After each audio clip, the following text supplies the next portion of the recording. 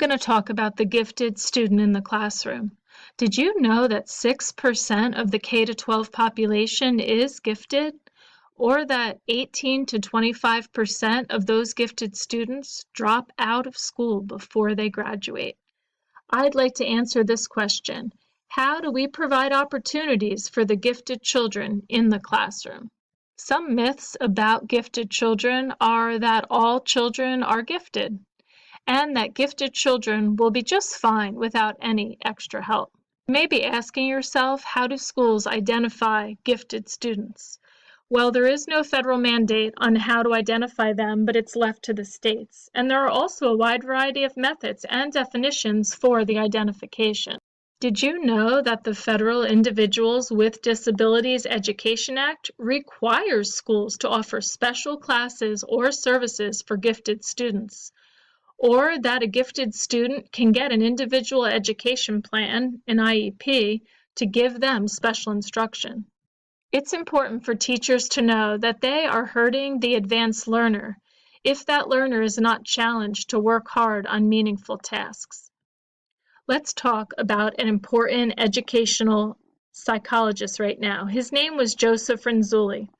He published an article in 1978, and it was called What Makes Giftedness? Re-examining a Definition.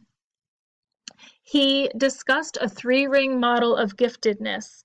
He wanted to not just look at cognitive traits, but he wanted to create conditions to cause people to use their gifts in socially constructive ways. He also looked at above-average creativity and task commitment. Let's look at what it means to differentiate. It means to adapt instructional strategies to meet the needs of the students. How can this be done? A teacher can use a student's learning style, interests, abilities, and product styles. There are 4 important questions that a teacher can ask to find out if their differentiating is effective. These include planning, pre-assessment, differentiating, and ongoing assessment.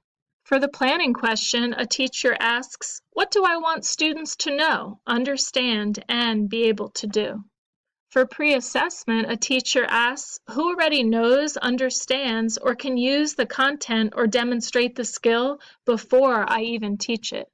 Now we come to the differentiation question. A teacher asks, what can I do for him, her, or them so they can make continuous progress and extend their learning? Can I adapt, modify, or replace the core or standard curriculum to meet those with special needs? Finally, there's the ongoing assessment question. What have students learned?